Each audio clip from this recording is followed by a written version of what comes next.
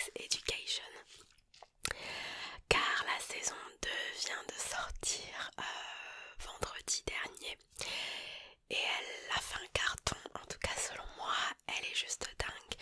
La série en soi est juste dingue, donc je me devais de vous en parler, de vous donner mon avis en fait. Et du coup j'ai décidé de commencer la playlist avec cette série là. Donc alerte générale, attention, warning, tout ce que vous voulez.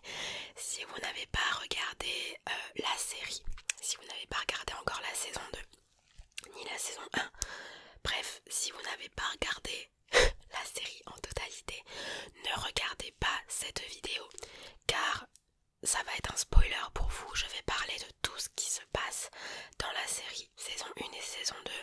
Donc ne regardez pas cette vidéo si vous n'avez pas vu la série ou la saison 2. Et puis voilà, donc la vidéo là s'adressera aux personnes qui ont vu la série, la saison 1 et la saison 2, bien évidemment. Alors, pour vous parler un peu de la trame de cette vidéo, comment qu'elle va se passer, comment qu'elle va se dérouler, comment elle va se dérouler. Alors, en premier lieu, je vais vous donner mon avis général sur la saison entière, mon avis général, etc. Ensuite, je vais parler en gros de la saison 1, les principales choses qui se sont passées dans la saison 1 avec les personnages principaux. Et ensuite, je vais parler de la saison 2, pareil, les principales choses qui se sont passées. Et ensuite, je vais vous parler des messages que la série fait passer.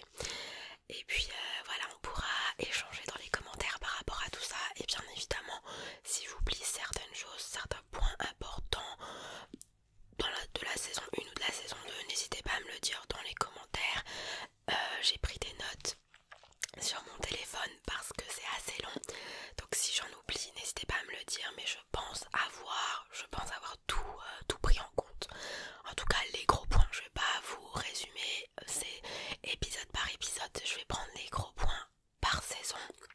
Et puis voilà. Alors, du coup, pour vous donner mon avis, bien évidemment, et je vous l'ai dit par Instagram, j'ai adoré la série. Clairement, j'ai adoré déjà rien que le titre quand elle est sortie l'année dernière. Rien que le titre, je me suis dit, je la sens bien cette série et je pense que elle va faire passer beaucoup de messages. Du coup, voilà. Donc, en regardant la saison 1, j'ai tout de suite adhéré, j'ai tout de suite accroché à la série. J'ai pas eu de mal à accrocher.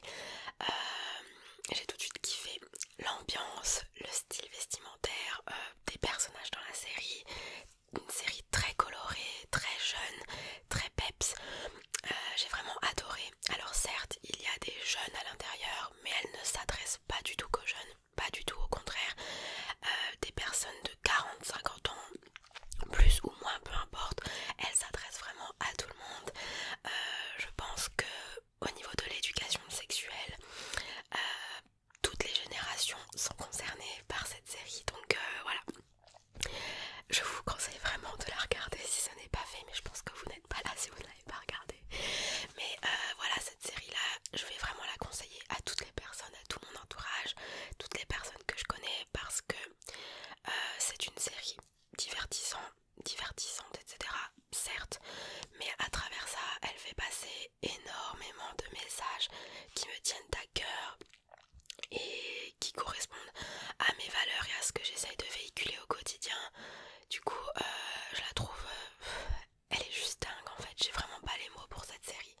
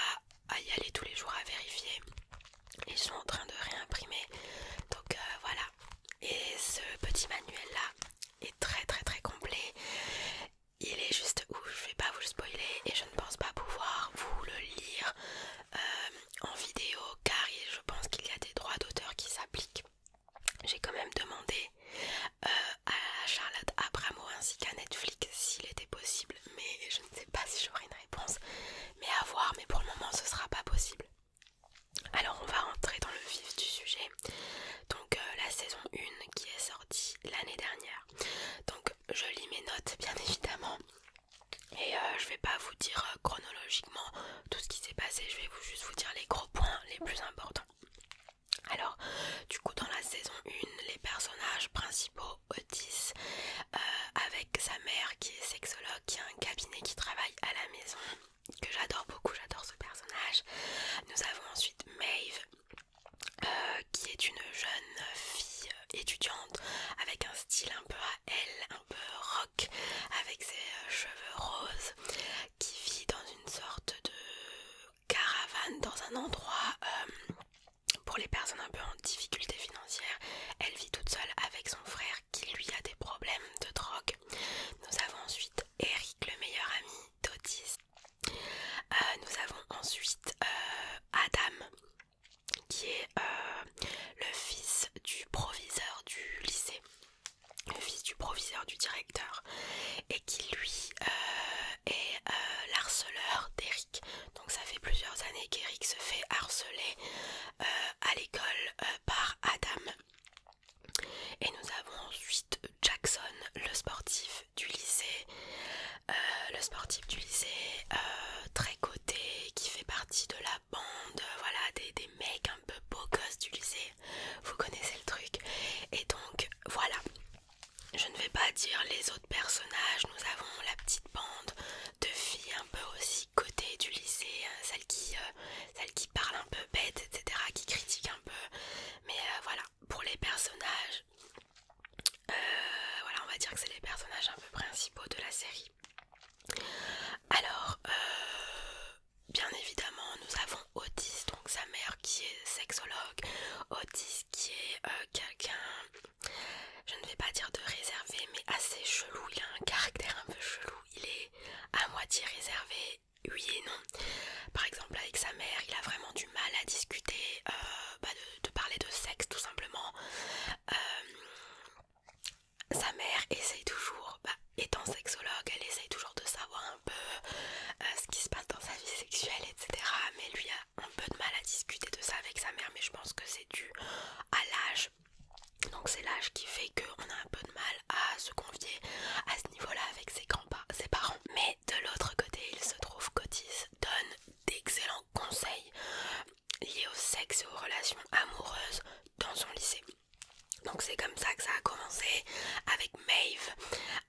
Ils ont commencé à créer leur petit cabinet de sexologie au sein du lycée. Ils le font dans une sorte de petite toilette abandonnée, comme ça un peu cracra.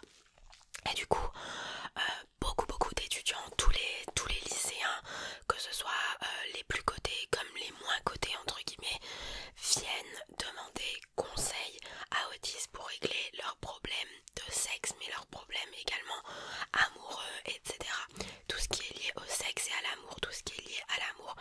Donc on a ces deux côtés-là d'Otis où il joue le sexologue dans son lycée. Il prend le rôle de sa mère un petit peu.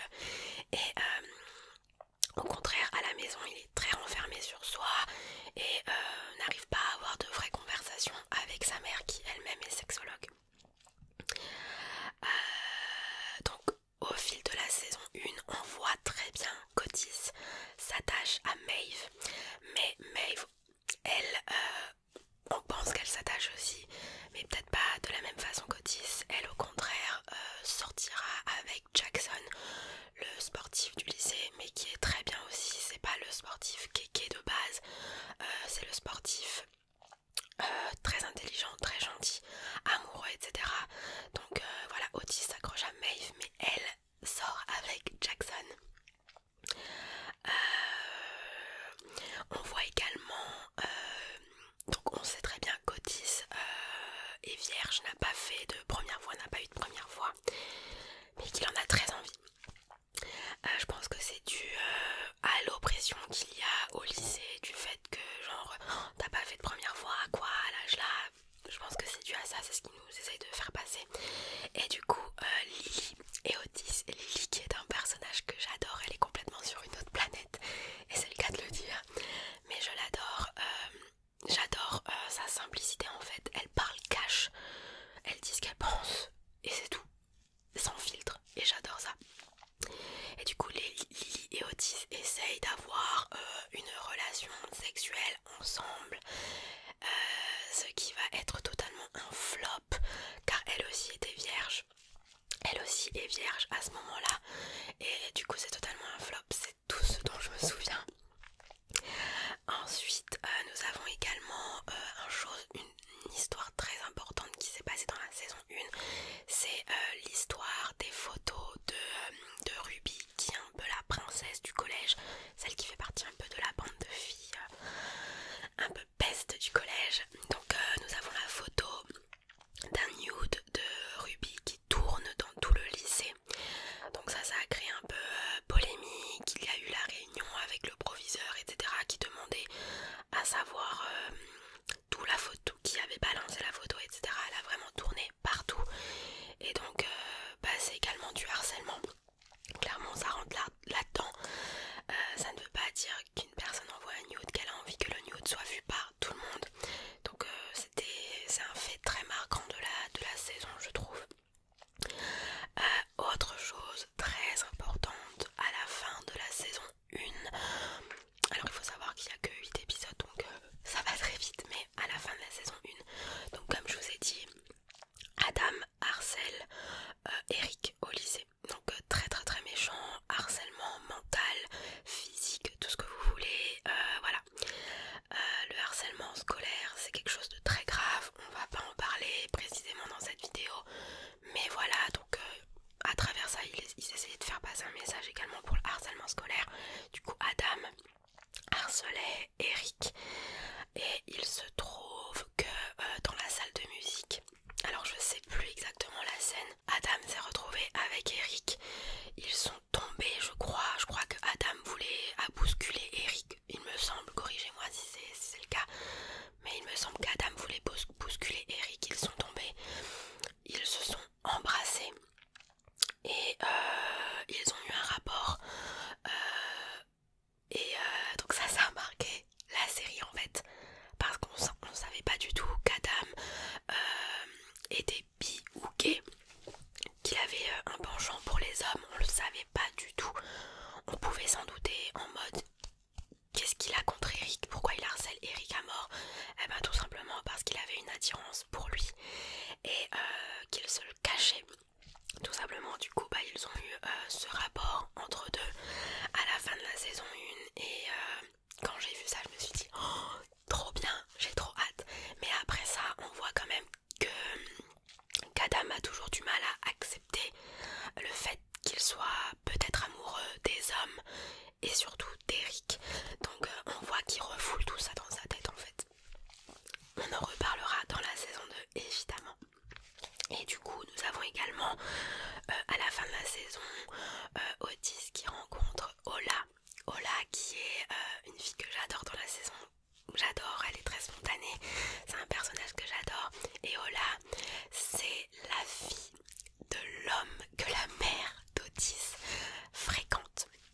Donc vous savez, le plombier, celui qui venait toujours réparer à la maison, eh bien la mère d'Otis a commencé à avoir une relation avec lui, et il se trouve qu'Ola c'est sa fille.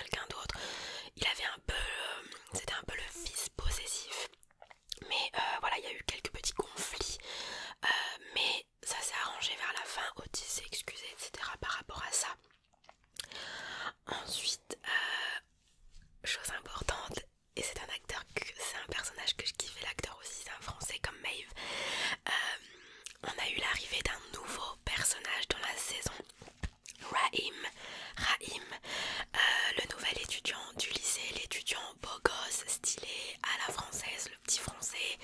Voilà, il a fait ravage dans le lycée, on le voit dans sa démarche, etc. Ça faisait grave le beau gosse qui arrive dans le lycée. Et tout le monde est tombé rien dingue de lui, que ce soit homme ou femme, tout le monde le kiffait, tout le monde le trouvait beau. Il était aussi l'image qui ressortait de lui au début. C'était genre le mec qui forcément n'a pas trop d'amis, mais qui s'assume, qui est bien, qui est confiant et qui est très spontané, qui n'a pas besoin d'avoir sa bande d'amis en fait, et qui dit ce qu'il pense. On le verra tout à l'heure, mais voilà l'arrivée du nouveau personnage. Raïm du coup, qui finalement va tomber amoureux et va sortir avec Eric. J'ai kiffé, ils allaient tellement bien ensemble, ils vont tellement bien ensemble, ils sont tellement beaux, j'ai vraiment kiffé ça. On voyait très bien aussi que Ruby était tombée totalement au kiff sur Raïm, mais lui il était pas du tout intéressé par elle, il était plutôt intéressé par Eric. Ils se sont mis ensemble et Raïm habite au-dessus d'une pharmacie. En fait c'est son oncle qui est le propriétaire de la pharmacie, petite boutique pharmacie épicerie, dans laquelle Adam travaille. Alors souvenez-vous, Adam il travaille car il s'est fait virer, donc de base il s'est fait virer du lycée. Au début de la saison on apprend que Adam s'est fait virer du lycée par son père. Je ne saurais plus vous dire pourquoi, peut-être pour le harcèlement, mais Adam s'est fait virer du lycée et du coup son père l'a mis dans l'armée, dans un camp de militaires, l'a mis là-bas peut-être pour pouvoir l'éduquer un peu plus, très strict, parce que son père, on sait très bien que son père qui est le directeur, il est horrible, clairement, très strict, très horrible. Du coup Adam s'est retrouvé dans le camp militaire dans lequel il s'est également fait virer, et c'est pour ça qu'il travaille dans la pharmacie, et la pharmacie appartient à l'oncle de Raïm. Donc tous les trois, Eric, Raïm et Adam, voilà, très très liés par cela on va dire. Chose importante, Adam s'est fait virer du camp de militaires car il a défendu. Il a vraiment changé dans la saison 2 car il a protégé et défendu ses deux collègues qui eux s'aimaient, ses deux collègues gays qui s'embrassaient en cachette, qui se fréquentaient en cachette malheureusement.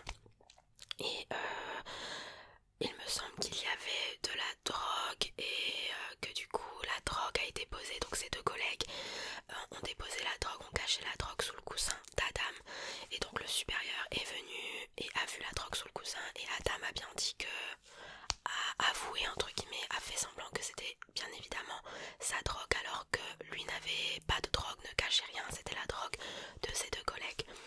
Mais voilà, il s'est balancé pour eux et voilà, c'est un geste très beau je trouve, parce qu'il comprenait en fait ces deux amis qui se cachaient, qui s'aimaient, qui vivaient un amour caché, il les comprenait parce que c'est son cas également à lui. Donc il s'est fait virer du camp de militaires et donc il travaille dans la pharmacie, c'était la dernière chance, c'était sa dernière chance de bien travailler, c'était un peu une menace que son père lui a dit quoi. Toujours lié à Adam et à son père un peu horrible, on voit que la mère d'Adam, très très très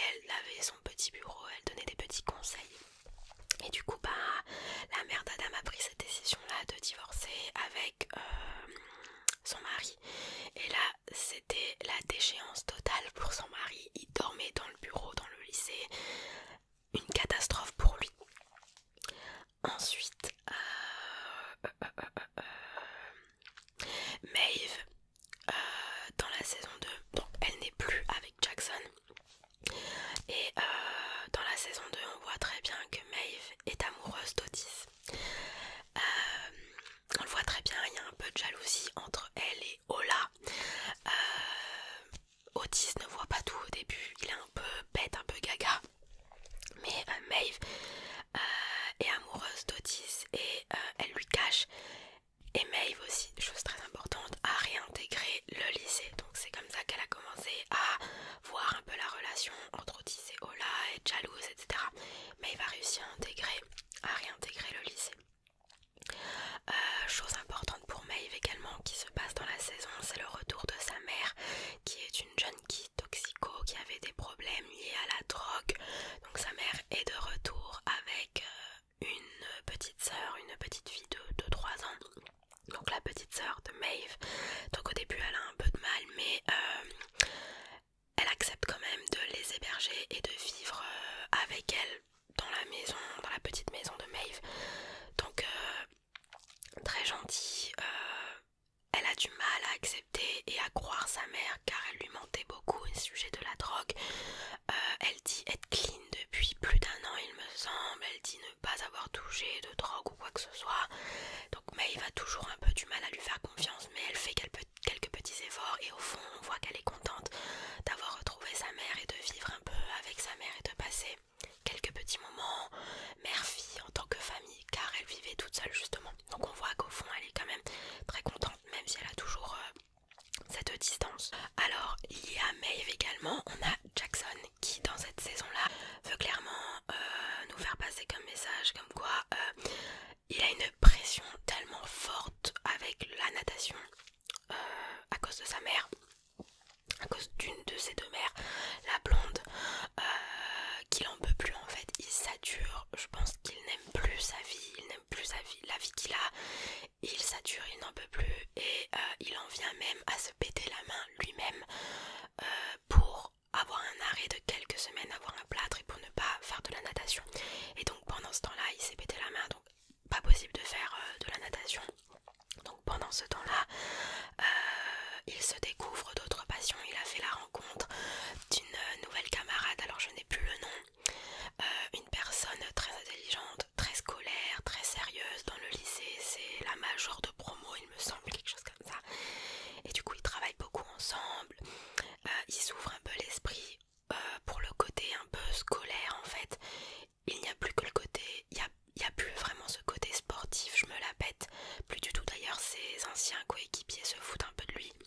Mais lui a décidé, voilà, il a décidé de faire ce qu'il aime et du coup il a commencé le théâtre, la pièce Roméo et Juliette. Alors beaucoup se foutaient de lui, mais au fond c'est ce qu'il aimait, c'est ce qu'il avait envie de faire et du coup sa nouvelle camarade le pousse à ça, le motive et donc ils travaillent ensemble et ça nous montre une autre facette de Jackson, c'est quelque chose qu'il cachait en lui et il a passé beaucoup d'années je pense à faire des choses qu'il n'aimait pas juste pour faire plaisir à ses parents en fait, c'est clairement ça le message.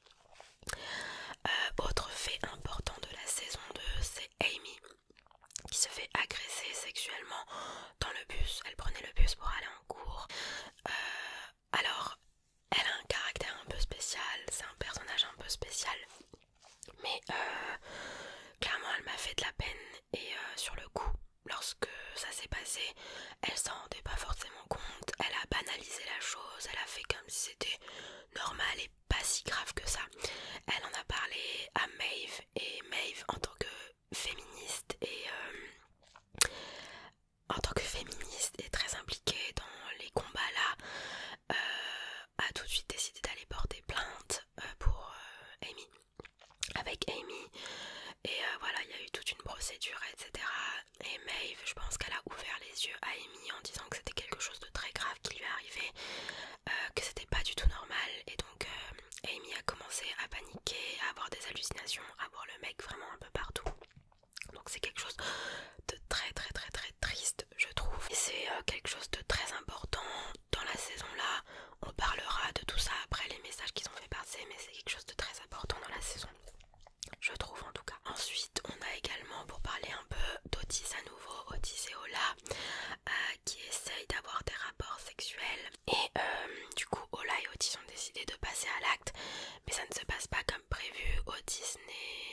visiblement pas attiré par Ola finalement.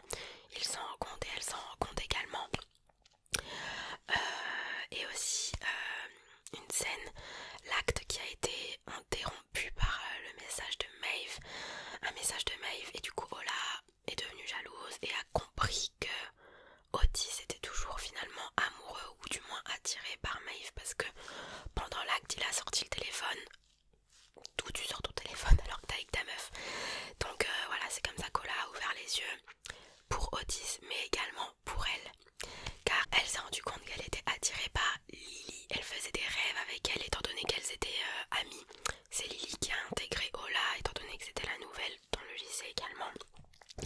Elle faisait des rêves avec Lily et donc Ola est allée devant la porte de Lily, l'a embrassée, lui a avoué.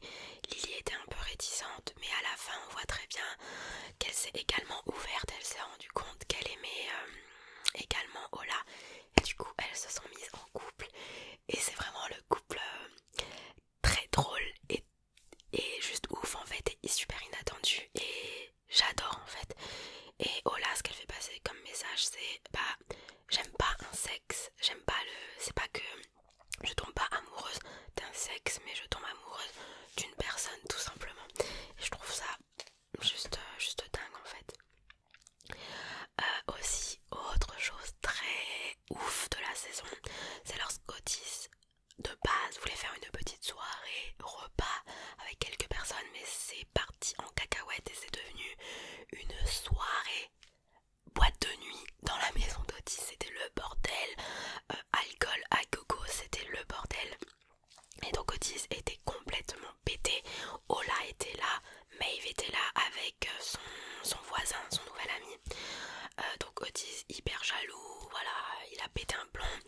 Il était complètement bourré. Et du coup, arriva ce qui arriva, Otis a fait sa première fois avec qui? Avec Ruby.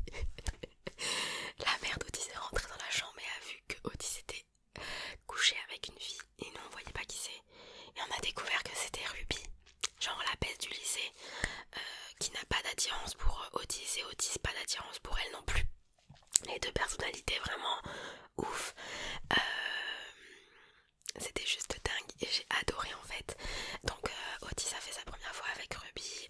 Malheureusement ils avaient du mal à se souvenir, donc lui ne se souvenait pas du tout parce qu'il était complètement pété et elle ne se souvenait pas non plus si il s'était protégé ou pas. Au début elle disait que oui, je pense, à 99%, et ensuite ça a dégringolé. Du coup le lendemain matin ils sont allés prendre la pilule du lendemain. Donc Ruby était assez gênée, donc elle a envoyé Otis. Otis était également gêné dans la pharmacie, mais la pharmacienne avait besoin de la fille en question. Du coup Ruby et Otis étaient dans la pharmacie pour récupérer la pilule du lendemain. Et ça pareil, ça fait passer un message de ouf qu'on reparlera tout à l'heure, mais en mode bah la femme était soutenue par la personne. C'est pas que la femme qui doit aller chercher la pilule et assumer, c'est les deux personnes, étant donné que ce sont deux personnes qui ont eu un rapport sexuel. Voilà. Que s'est-il passé d'autre? Ah oui, Eric a largué finalement Raïm, car il s'est rendu compte qu'il était toujours éperdument amoureux d'Adam, malgré le fait qu'il a harcelé pendant des années. Mais il s'est rendu compte qu'il était amoureux et attiré par Adam et qu'il n'était pas réellement amoureux de Raïm, même s'il l'aimait bien quand même. Et du coup Adam a pris son courage à deux mains. Eric voulait qu'Adam assume devant les autres, qu'il ne se cache pas, et c'est ce qu'Adam a fait. C'était un tout petit pas, mais c'était un pas quand même, et Eric a apprécié, et ça annonce une belle petite relation qui commence, même si je pense elle va être assez difficile pour Adam, car justement il avait ces petits problèmes d'assumer sa sexualité, son orientation sexuelle tout simplement. Bien évidemment, le père d'Adam, comme j'ai dit, il dégringole, il se fait exclure temporairement du lycée par celle qui gère tout, qui venait souvent visiter. Il se fait exclure pendant quelques semaines. Là, clairement, ça se voyait qu'il était pas bien, il voulait reconquérir sa femme, mais impossible. Et voilà, tous les soucis qu'il y a eu au lycée font qu'il n'allait pas du tout bien, et je pense que les semaines de repos ne lui feront pas du mal. On verra bien si on le retrouvera ou pas dans la saison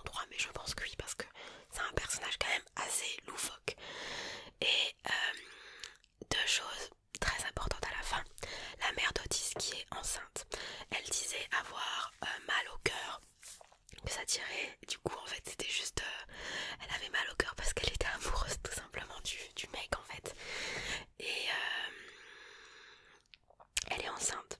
Elle est enceinte du mec, donc le père d'Ola. Et je trouve ça juste trop beau. Alors même si elle l'a largué, on va voir ce qui va se passer dans la saison 3, si ils vont se remettre ensemble ou pas. Mais c'est une situation assez complexe. Elle a du mal à se poser sérieusement avec quelqu'un d'autre. Elle a trompé aussi du coup le père d'Ola parce qu'elle a embrassé son ex-mari à nouveau. Ils étaient même limite prêts à avoir une relation ensemble. Mais voilà, elle est enceinte et bien évidemment Otis et tout ça ne sont pas au courant. Donc j'ai hâte de voir ce qui va se passer. Peut-être qu'elle va avorter, je ne sais pas, encore un autre message, mais je sais pas, mais j'ai hâte de voir ce qui va se passer à ce niveau-là. Et chose importante aussi, c'est le voisin de Maeve, les nouveaux voisins de Maeve, un jeune de son âge à peu près, qui lui on voit très bien qu'il apprécie Maeve, ça se voit qu'il l'apprécie. Et qui commence à tomber amoureux. Ils traînent de plus en plus ensemble. Maeve l'aime bien en tant qu'amie je pense. Et du coup Maeve dans le dernier épisode est allée chez lui, a oublié son téléphone parce qu'ils voulaient manger ensemble. Du coup elle allait faire quelques courses, elle a laissé son téléphone. Et Otis à ce moment-là, à quelques minutes d'intervalle, Otis allait toquer chez Maeve. Elle n'était pas là et le voisin justement a dit non elle est pas là, elle reviendra pas avant je sais pas combien de temps, alors que pas du tout. Donc le voisin est amoureux de Maeve et jaloux d'Otis, c'est pour ça qu'il l'a dégagé et a menti. Et Otis a laissé un super beau message vocal, avait laissé un super beau message vocal en disant à la fin qu'il aimait Maeve tout simplement et qu'il voulait se rabibocher avec elle. Et le voisin a supprimé le message. Donc ça, j'ai tellement hâte d'arriver à la saison 3 pour voir ce qui va se passer. Ça va être un bordel. Donc voilà, je vous ai parlé des gros faits marquants de la saison 1 et de la saison 2. Donc j'ai hâte de voir la saison 3, je sens qu'elle va être encore plus ouf parce que ça va vraiment crescendo. La 1 était bien, la 2 était ouf et la 3, j'espère qu'il y aura plusieurs saisons. Du coup là on va passer juste au message passé, au message que la série veut faire passer à travers toutes les petites histoires qui s'est passées. Alors, le premier message que j'ai noté, et qui est vrai, qu'on n'y pense pas souvent je pense, mais c'est la relation amicale entre Eric et Otis. Habituellement, et c'est un cliché, et j'aime pas du tout ce cliché là parce que c'est nimble en fait, on dit toujours que les gays ont uniquement des amis de sexe féminin, et là on nous montre totalement le contraire. En fait on nous montre que les gays ont aussi des amis masculins et les gays ne traînent pas qu'avec des filles. J'ai horreur de ce cliché là et cette série fait vraiment passer le message là et j'adore. Eric est homosexuel mais il est meilleur ami avec Otis qui lui est hétérosexuel et c'est totalement possible. Il faut juste casser ce cliché que les homos sont uniquement amis avec des filles et sont féminins, qui ont des manières etc, mais pas du tout, mais du tout. Regardez Eric, regardez Raïm, regardez Adam, voilà, ça casse vraiment les clichés et j'adore ça. Ensuite le deuxième message que j'ai noté, c'est bien évidemment qu'il faut se protéger. On l'a vu avec Ruby et Otis qui ont dû prendre la pilule du lendemain, et on le voit également avec la chlamydia. Il y a quelqu'un qui, alors je sais même plus qui c'est, ah si c'était le mec dans la chorale, il y a un homme, il y avait un mec qui a eu la chlamydia et qui l'a distribué à toutes les personnes avec qui il a couché. Du coup il y avait le virus de la chlamydia qui s'est répandu dans le lycée. Donc à travers cela on nous dit vraiment de se protéger. Dans un acte sexuel il faut se protéger pour éviter toutes ces maladies en fait, et pour ne pas avoir de comportement à risque. Et aussi si vous avez une MST, il faut en parler et prévenir la personne avec qui tu vas avoir la relation. C'est totalement normal, mais il y a certaines personnes qui sont gênées et je peux le comprendre tout à fait, mais il ne faut pas mettre en danger. Déjà il faut pas te mettre en danger toi, mais si tu l'es, il faut éviter de mettre en danger d'autres personnes tout simplement. Donc super message. Ensuite on nous parle sans tabou du plaisir féminin et j'adore. On nous parle sans tabou du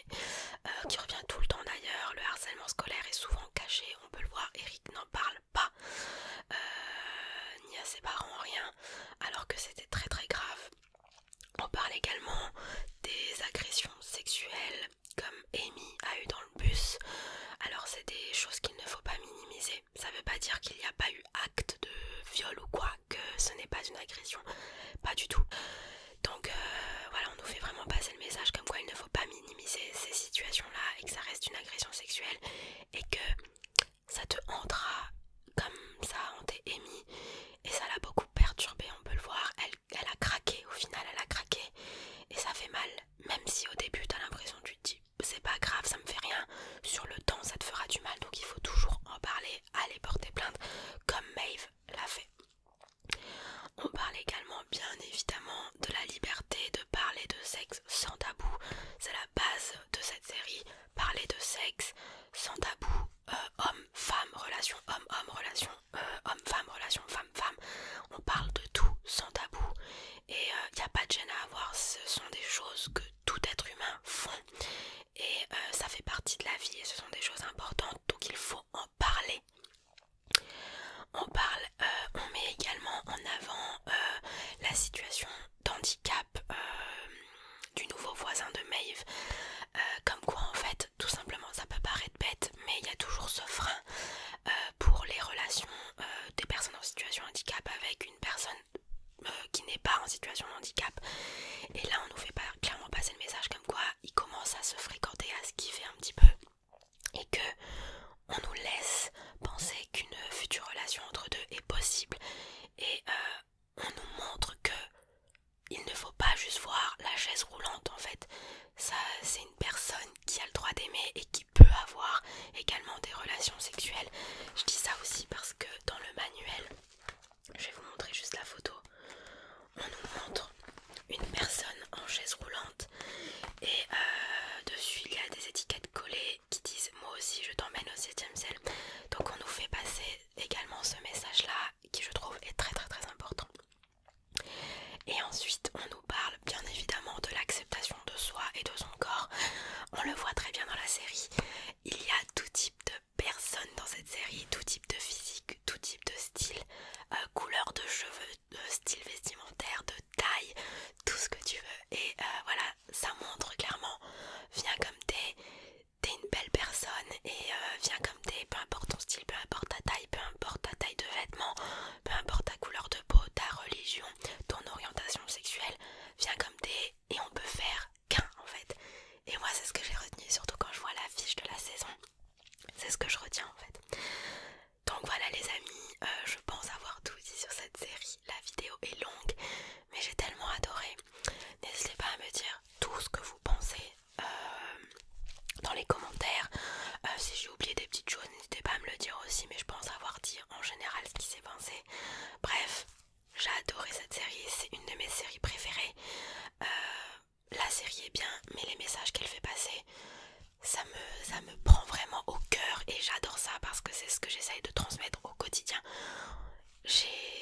Elle est juste magnifique et je dis oui oui oui à tout. Donc voilà, j'espère que cette vidéo vous aura plu. Je ferai du coup un autre épisode avec une autre série. Et puis voilà, je vous fais de gros bisous. Je vous dis bonne nuit et je vous dis à très vite pour la prochaine vidéo.